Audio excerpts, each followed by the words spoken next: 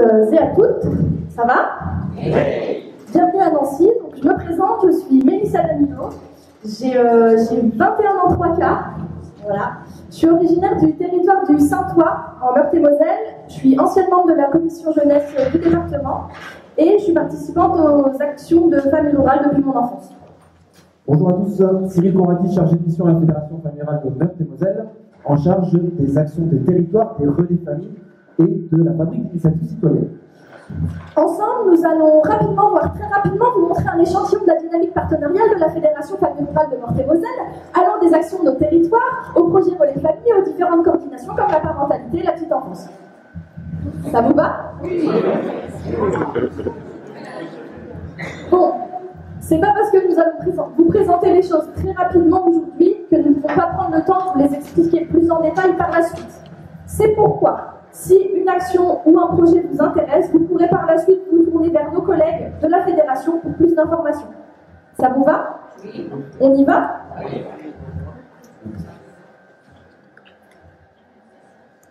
La dynamique partenariale de la Fédération Famille Rurale. Je ne vous ai pas mentir. Si je vous dis relais famille, ça vous parle? Oui. En 1992, Famille Rurale invente le relais famille suite à un constat. Ce dernier souligne l'absence de vitrine locale pour les associations et la rareté des lieux d'accueil et d'information de proximité en milieu rural. C'est pourquoi, le 11 octobre 1994, Famille Rurale dépose l'appellation relais famille à l'INPI, l'Institut national de la propriété industrielle, qui en a donc l'exclusivité. En 1995, l'année où je suis née, le premier relais famille ouvre ses portes en France dans le département de l'Indre. Et par la suite, dans le département, c'est en 1997 que le premier famille ouvrira à Ainville-aux-Jarres. Aujourd'hui, actuellement en France, on peut compter une centaine de relais famille et dans notre département, on en a 7. Alors vous allez me dire, ok, mais un relais famille, qu'est-ce que c'est? Un relais famille, c'est un lieu de proximité qui propose des services et des activités d'intérêt général. C'est une initiative locale portée par une association ou un groupement d'associations famille rurale et qui est animée par des bénévoles ou par des salariés, éventuellement. Le relais famille étend son action à l'échelle d'un territoire défini pour l'ensemble de ses familles. Il assure donc 3 missions. La première de ces missions, c'est l'accueil, avec un local ouvert à tous, qu'ils soient adhérents ou non, de manière gratuite, dans lequel les personnes sont reçues et écoutées et peuvent faire part de leurs besoins ou de leurs préoccupations. La deuxième mission, c'est l'information. Donc nous avons des accueillants qui proposent des renseignements pratiques ou de la documentation sur les vies à la fois familiales et quotidiennes. Il peut donc orienter les personnes vers des interlocuteurs locaux plus appropriés pour des questions plus spécifiques. Et enfin, la dernière mission, c'est l'action locale, puisque les relais familles soutiennent et accompagnent les initiatives locales menées par les habitants. Les mots d'ordre sont alors participation, prise de responsabilité et action citoyenne. Si on vous le fait en bref, un relais famille exprime un projet associatif et repose sur la participation des habitants à la vie locale et à une dynamique partenariale. Alors du coup, la charte des relais familles a évolué depuis ces quelques dernières années, en mettant notamment l'accent sur l'action des habitants. Notamment, ici, la Fédération de Meurthe-et-Moselle agit depuis longtemps dans cette idée, accompagnant l'habitant à prendre possession de son territoire. Aussi, tous nos accueillants sont formés à l'écoute, ce qui permet d'accompagner et suivre plus en détail les usagers du relais famille et ainsi leur proposer des réponses complémentaires grâce aux actions diverses mises en place par la structure. Mais alors, comment ça fonctionne vraiment? Alors, je vais vraiment t'expliquer, tu verras. Je te propose qu'on va construire notre relais famille. D'accord? Alors, pour commencer, pour un relais famille, il te faut une association. On est d'accord? Et notamment, composée de bénévoles et, comme tu l'as dit tout à l'heure, parfois des salariés. Ensuite, tu as les habitants. Okay. Et c'est là qu'on va trouver autant les parents, les seniors, les ados, toutes sortes d'habitants qui sont sur nos territoires ruraux, évidemment. Et partageant les mêmes valeurs, participation, solidarité et responsabilité, notamment. Et tout ça, il manque la 4e pierre, notamment les partenaires. Les partenaires, c'est là qu'on va retrouver la CNAF, la CAF, conseil départemental, conseil régionaux, et notamment les communes, États, etc., etc. Et tout ce petit monde-là, ce collectif produit plein d'actions. Et notamment, tu pourrais regarder dans cette voie. Alors, qu'est-ce qu'on a? On a par exemple des clubs ados.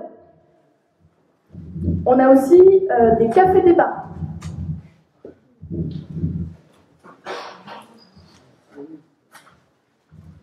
On a des LAP.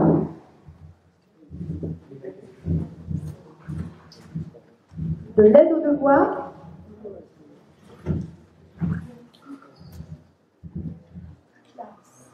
Des sorties familiales. Ou encore les clubs des anciens. Ouais. Mais en tout cas, on peut aussi trouver d'autres actions, et notamment des plus grosses actions, notamment très importantes et déterminantes pour un territoire. Et notamment, on peut trouver les maisons de services au public. Alors, les maisons de services au public, qu'est-ce que c'est? Ce sont des structures qui sont labellisées par la préfecture et qui sont créées pour répondre aux besoins des citoyens qui sont éloignés des opérateurs publics. Nous, en milieu rural, par exemple. Chez nous, elles prennent place dans les relais familles. Comprenez le lien? Donc, les usagers, qu'ils soient particuliers ou professionnels, sont accompagnés dans les démarches de la vie quotidienne, que ce soit pour des prestations sociales, de l'accès à l'emploi, des questions concernant les transports, l'énergie, la prévention santé ou encore l'accompagnement à l'entrepreneuriat. Les accueillants des relais familles MSAP sont formés par des opérateurs partenaires comme le Pôle emploi, la CAF ou les assurances maladie pour faciliter l'accès à leurs services et délivrer des services en leur nom. Elles offrent donc, les MSAP, des soutiens tant sur l'usage du numérique, car aujourd'hui, comme vous le savez, beaucoup de démarches se font sur Internet, que sur l'accès aux démarches administratives. Je vous rappelle quand même notre spécificité. Je l'ai dit tout à l'heure, nos accueillantes, elles sont formées à l'écoute. Ah, voilà, ça ne suit pas. Et ça, c'est vraiment une spécificité quand même famille rurale et on peut en être fier. Parce que du coup, on peut vraiment accompagner encore une fois dans sa globalité la famille. Vraiment, notamment sur ces démarches administratives, on peut leur proposer aussi une orientation sur d'autres actions. Et ça, on accompagne globalement, dans sa globalité, la famille. Donc dans le département, en Meurthe-et-Moselle, nous avons déjà 4 MSAP et une 5e devrait ouvrir bientôt ses portes à Vézelise sur mon territoire. Ce qui est quand même super chouette, parce que ça va quand même pas mal aider ma mère, à qui je pose beaucoup de questions. Et donc du coup, ça va pas mal nous aider pour faire des démarches, les démarches de la grande vie, la vie d'adulte, tout ça, c'est pas super facile. Donc voilà. Donc Cyril, si je résume bien, on informe et on accompagne les familles grâce au relais famille, mais plus spécifiquement ceux qui sont MSAP. Ouais, t'as vraiment compris là sur le coup là. Mais tu comprends quand même vite, hein. Mais aussi, dans le département, et notamment, tu sais, dans... Attends, Cyril, je te coupe 2 secondes, parce qu'en fait, je suis un peu embêtée. La semaine prochaine, excusez-moi, la semaine prochaine, ma grand-mère, elle doit aller chez le dentiste, et moi, je suis pas dispo parce que je travaille, et du coup, il n'y a personne pour l'emmener. Du coup, est-ce que toi, tu es disponible? Eh bien, écoute, ça tombe bien. On a aussi ce genre d'activité, en tout cas, ce genre d'action, mobilité solidaire. Est-ce que tu connais? Non. Écoute, je vais te proposer. Tu vas téléphoner à ce numéro-là, tu appelles Marine de ma part, et elle va t'expliquer. Ok.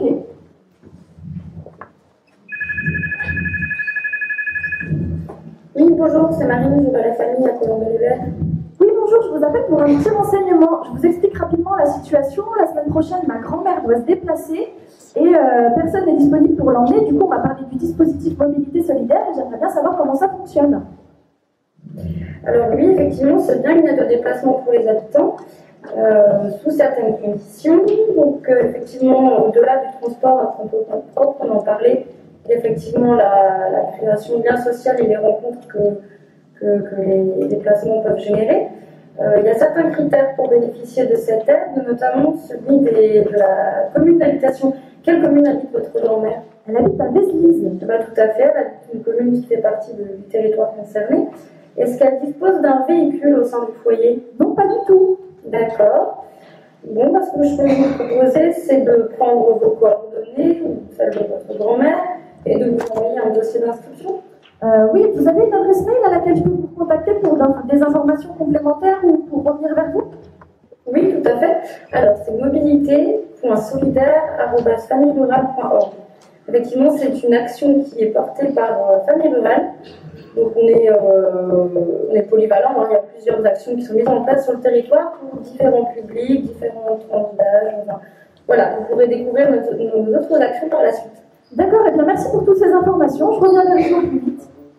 Il n'y a pas de quoi. Bon après-midi. Merci à vous aussi. Au revoir. Au revoir. Mais c'est quand même super cool ce concept. Ça fait combien de temps que ça existe? Écoute, sur le pays de Colombie en Sud-Toulois, c'est le relais famille de Ciel qui le porte depuis au moins 4 ans. Et notamment, sur le pays du Saint-Ouen, c'est le relais famille du Saint-Ouen qui le porte depuis 2 ans. Écoute, mais ça marche bien ou pas? Allez, si on regroupe les 2 territoires, on peut vraiment considérer qu'on a déjà dépassé la centaine de bénéficiaires, et notamment 20 conducteurs bénévoles. Ok. D'accord. Attends, Pas mal. j'ai encore d'autres exemples, et notamment une action qui va vraiment t'intéresser, parce qu'elle est sur ton territoire, et en plein développement. On en a parlé tout à l'heure, elle illustre vraiment la reconnaissance qu'un relais famille est un lieu d'action, un lieu de vie, où on fait la création, vraiment, la fabrique d'initiatives citoyennes du Saint-Ouen.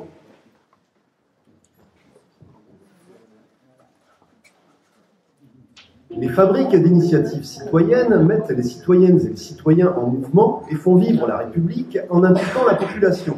Elles ont été créées par le ministère de la Ville, de la Jeunesse et des Sports, en partenariat avec le CNAGEP. L'objectif de cette expérimentation est de transformer des structures associatives recevant du public, comme les maisons de quartier, les centres sociaux, les MJC, Ou les relais famille. en fabriques d'initiatives citoyennes impliquant plus largement les habitants et développant l'engagement bénévole. Au niveau local, les fabriques accompagnent les citoyennes et les citoyens, les associations et tous les acteurs locaux qui souhaitent faire émerger des initiatives citoyennes. Grâce à une coordination nationale, les fabriques de toute la France peuvent se rencontrer, échanger et se former. Elles sont des lieux ouverts et libres où l'on invite les citoyens à construire ensemble des initiatives qui leur ressemblent. Alors tu vois, sur le Saint-Ouen, la spécificité, c'est que c'est vraiment en développement. Là, en ce moment, on est en train vraiment d'interpeller tous nos partenaires, la communauté de communes, la société départementale, la CAF, pour accompagner vraiment le relais famille du Saint-Ouen. Mais attention, le relais famille du Saint-Ouen vient d'être labellisé fabrique d'initiatives citoyennes que depuis juin 2016, mais ça fait quand même depuis 2010 que ça existe. Ça fait depuis 2010 que les habitants développent des actions, et notamment club ado, notamment parentalité, notamment lieu d'accueil par enfants. Ça fait déjà quand même quelques années que ça fonctionne. Tu vois là, normalement, on est censé voir une carte des relais famille. Voilà. Et notamment là, on voit quand même les différents territoires et il va compter bien 7 relais famille et qui sont espacés de plusieurs kilomètres et notamment sur des territoires qui sont considérés comme des comités de communes ou des anciens comités de communes, des anciennes comités de communes depuis le changement des territoires. Et ces différents territoires-là, ce sont des espaces de vie sociale. Alors, Cyril, c'est cool qu'on arrive là, mais je suis un peu embêtée. Parce que du coup, quand on m'a demandé de faire cette présentation, on m'a demandé de parler des espaces de vie sociale. Et je dois t'avouer que j'ai pas compris ce que c'était. Bah alors, attends, je vais t'expliquer. Un espace de vie sociale. Ok. Jusque-là, ça va. Pour l'instant, c'est un peu compliqué. Mais pour faire vraiment clair, on va essayer un peu de le faire un peu plus sérieusement quand même. Parce que c'est quand même important, tu vois, étant donné que tu rentres à peine dans la partie adulte, comme tu l'as dit tout à l'heure. Alors, un espace de vie sociale, une structure associative. On est d'accord? La structure associative consulte les besoins autant des habitants, autant du territoire. D'accord? On est d'accord là-dessus pour le moment? Ça va. Une fois qu'on a consulté les besoins, on met un ou des collectifs. C'est important parce que du coup là, c'est là qu'on voit apparaître les commissions famille, nos fameuses commissions famille, qui font vivre un territoire avec des actions collectives et notamment pour animer du coup le territoire. Et tous ensemble, ils font vivre un espace de vie sociale. Ok, bon, ça va, c'est un peu plus clair comme ça. Mais du coup, si on fait le bilan de notre projet là, c'est-à-dire que dans un premier temps, on accueille les familles et les habitants dans des lieux qui sont ouverts à tous et gratuits. Ça, c'est bon. Ok. Ensuite, on informe les gens, notamment grâce au MSAP, mais plus globalement avec les relais familles en eux-mêmes. C'est ça? Et après, dans un troisième temps, on agit avec des actions comme les fabriques d'initiatives citoyennes, et les espaces de vie sociale. Du coup, si je résume, on remplit toutes les missions des relais familles. Et oui, Mélissa. Et c'est notamment comme ça qu'on fait vivre nos territoires ruraux.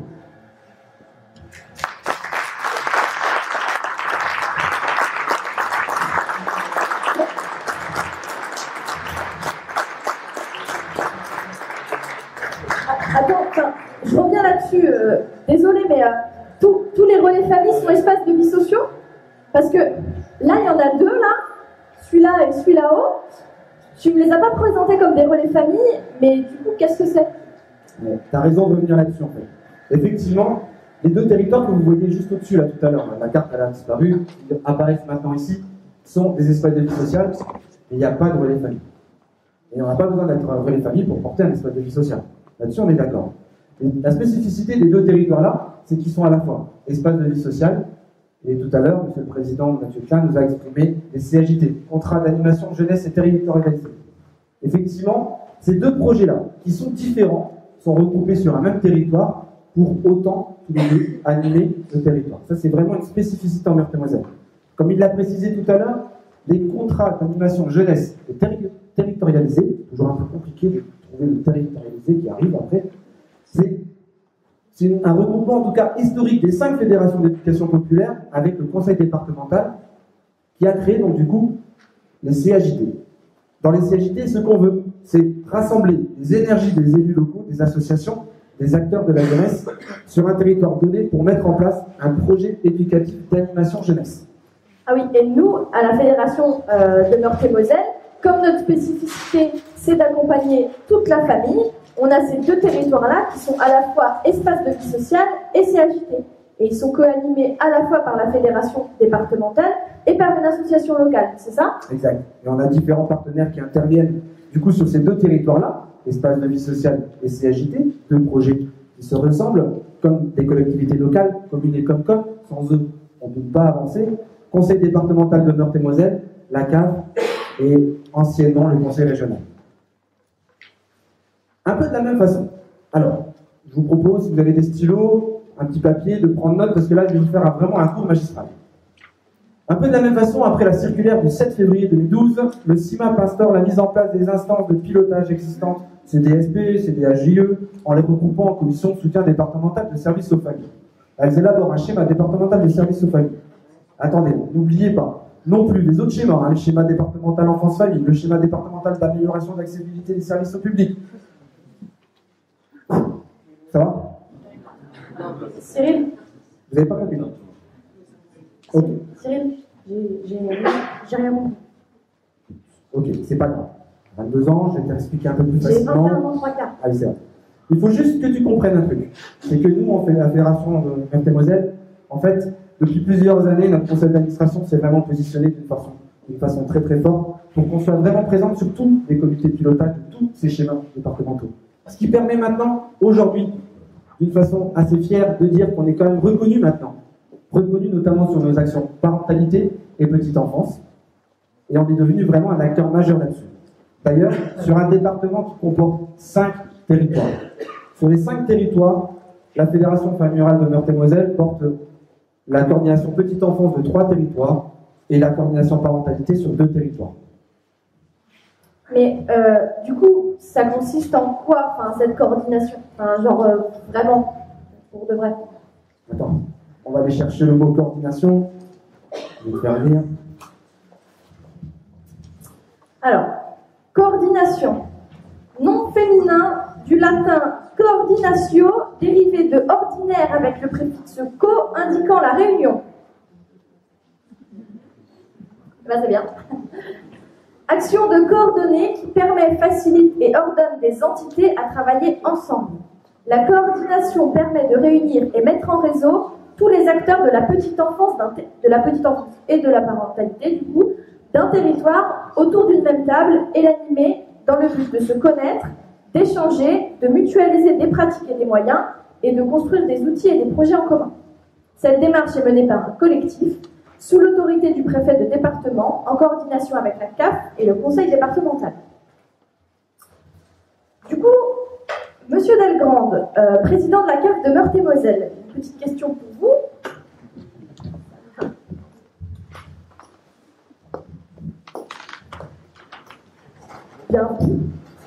Bienvenue dans notre référence. Pouvez-vous en quelques mots nous expliquer pourquoi vous avez choisi Famille Rurale pour porter les coordinations petite enfance et parentalité sur les territoires Val-de-Lorraine, Terre de Lorraine et celui du Lunévillois?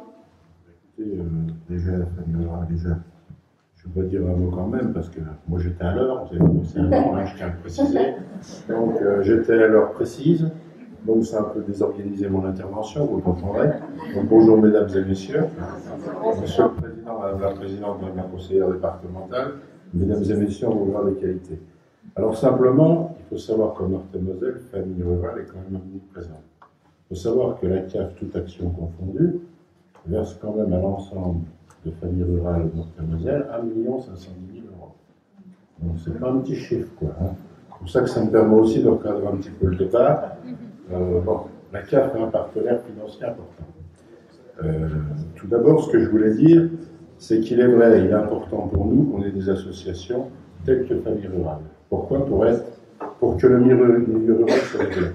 On sait très bien que si on n'a pas toutes les structures en milieu rural, on n'attire pas la population. Donc la première mission, c'est effectivement que des associations telles que la vôtre puissent mener des actions afin d'attirer les populations et de développer le milieu rural. Parce qu'on constate quand même, en Meurthe-et-Moselle, que beaucoup de personnes vont habiter maintenant au milieu rural parce qu'il y a des structures d'accueil, il y a les crèches, il y a tout ce qui est périscolaire. Elles ne vont pas en centre-ville, pourquoi? Parce que d'abord c'est trop élevé au niveau financier à acquérir. Donc voilà. Alors pourquoi on a choisi Famille Rurale? Parce que Famille Rurale a su tisser en Meurthe-et-Moselle un maillon, je dirais, une certaine organisation. Donc il fallait confier ça à des personnes, parce que si vous voulez, on s'aperçoit quand même de plus en plus que beaucoup de structures veulent tout faire. Voilà. Donc on se dit que ce n'est pas la bonne formule. Donc c'est vrai que Famille Rurale, l'avantage que ça a, c'est qu'elle connaît bien le terrain de proximité. Et c'est ça dont nous avons besoin de CAF. Parce que nous, la CAF, notre mission, c'est d'être au service des populations, des familles, des enfants. Voilà. Et je crois qu'en ayant confié ça à Famille Rurale, on a fait le bon choix.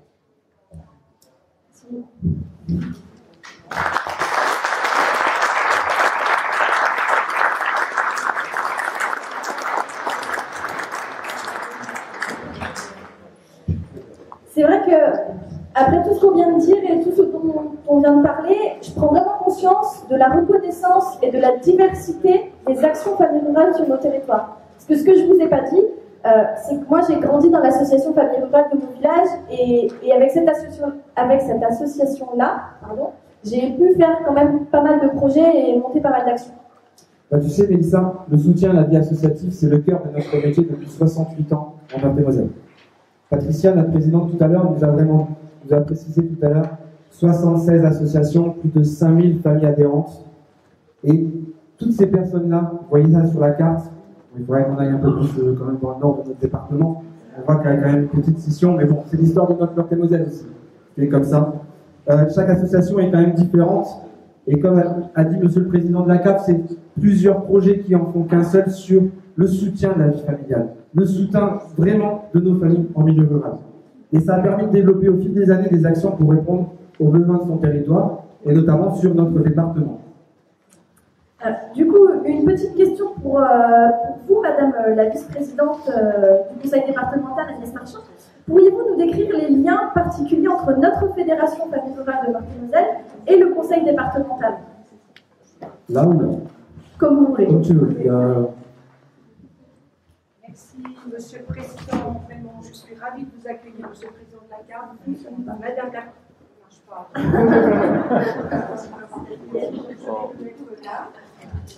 Je vous salue vraiment toutes et tous. Je vous souhaite la bienvenue au Conseil départemental. J'ai eu le plaisir hier d'accueillir, et je les vois dans la salle, nos collègues donc, des îles, des Antilles, de la Réunion. Bonjour, c'est un vrai plaisir de vous accueillir. Alors évidemment, moi, je suis un peu particulière parce que j'ai une double casquette aujourd'hui, double casquette dont je suis fière d'ailleurs. Et je disais tout à l'heure en aparté au président que c'est peut-être Famille Rurale qui m'a conduit à un moment donné à venir à la politique avec un grand P, un P majuscule et un beau P, parce que notre ancien président du conseil départemental, Michel Dinet, dont on vous a déjà parlé et dont on vous parlera souvent, avait souhaité que la politique et l'associatif, le milieu associatif, soient vraiment complémentaires et qu'il y avait vraiment un travail à mener en complémentarité. Et ce travail, effectivement, nous continuons à le mener au sein de nos territoires parce que les actions qui sont mises en place, bien évidemment, il y a des financements, Monsieur Belgrand, président de la CAP, c'est important, et le conseil départemental apporte aussi sa contribution financière. Mais au-delà de la contribution financière, il y a d'autres éléments qui sont particulièrement importants. C'est la prise de conscience par les politiques et au travers des associations des besoins des habitants des territoires. Nous avons nos accueillantes, mais nous avons aussi la protection maternelle et infantile qui intervient. Et ça, c'est extrêmement important. Elle est présente au sein des comités de pilotage. Elle est là pour accompagner aussi les accueillantes dans leur démarche vis-à-vis des enfants. Et puis en parallèle, le conseil départemental de Meurthe-et-Moselle a mis en place des lieux d'éveil qui ne sont pas tout à fait des LAP, mais qui vont permettre aux familles à un moment donné d'intégrer les LAP parce que ce sont des familles qui sont plus éloignées de la sociabilité, si je puis dire, et qui va leur permettre d'avoir un tremplin pour intégrer un jour un LAP. Et puis, il y a d'autres actions, bien évidemment, pour lesquelles le conseil départemental a été aussi, on va dire, initiateur, parce qu'il se posait des questions. On vous a parlé de mobilité solidaire. Je crois que là, ça a été vraiment un déclencheur parce que le département de Meurthe-et-Moselle, à un moment donné, s'est rendu compte que les transports qu'il organisait, les transports collectifs qu'il organisait sur le département, étaient extrêmement coûteux pour très peu de personnes. Et il a cherché des partenaires pour réfléchir sur des modes de déplacement un peu originaux. Et là, la Fédération Famille Rurale a répondu banco. Elle a cherché une association. Et voilà, et c'est de cette façon-là que ça s'est mis en place avec non seulement, bien évidemment, l'association elle-même, la fédération, mais également les habitants, les CCAS des communes, les communautés de communes, les communes. Vous voyez, voilà, ce que vous avez là. Alors, non, c'est plus la bonne diapo, mais néanmoins, c'est bien cette, je dirais, cette nébuleuse dans laquelle on retrouve l'ensemble des partenaires. Ce que je voulais dire également, c'est au niveau du conseil départemental, nous avons aussi sollicité des associations pour accompagner les personnes les plus en difficulté, notamment les bénéficiaires du RSA. Ce sont des personnes que l'on doit accompagner parce qu'elles sont à une période de leur vie compliquée. Et là, Famille Rurale intervient dans le cadre d'un groupe d'accompagnement où les assistantes sociales du département sont présentes pour orienter des personnes, pour les accompagner, pour monter avec elles des projets, mais avec, bien évidemment, les accueillantes du relais famille, et puis aussi d'autres intervenants. Voilà quelques exemples, je ne serai pas plus longue, mais je pense que vous comprenez que cette articulation, elle est vraiment indispensable, et je pense que si nous arrivons sur notre département à avoir, mais je pense que vous aussi, dans vos départements, ça doit être la même chose. Si nous arrivons à monter vraiment des projets intéressants, c'est parce que tout le monde arrive à se mettre autour de la table, avec ses différences, ses complémentarités, pour construire des réponses aux problématiques des habitants. Voilà. Merci.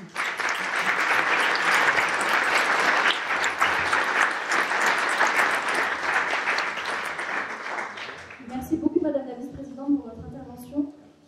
La Fédération Famille Rurale de Meurthe-et-Moselle soutient et accompagne les associations locales, et cela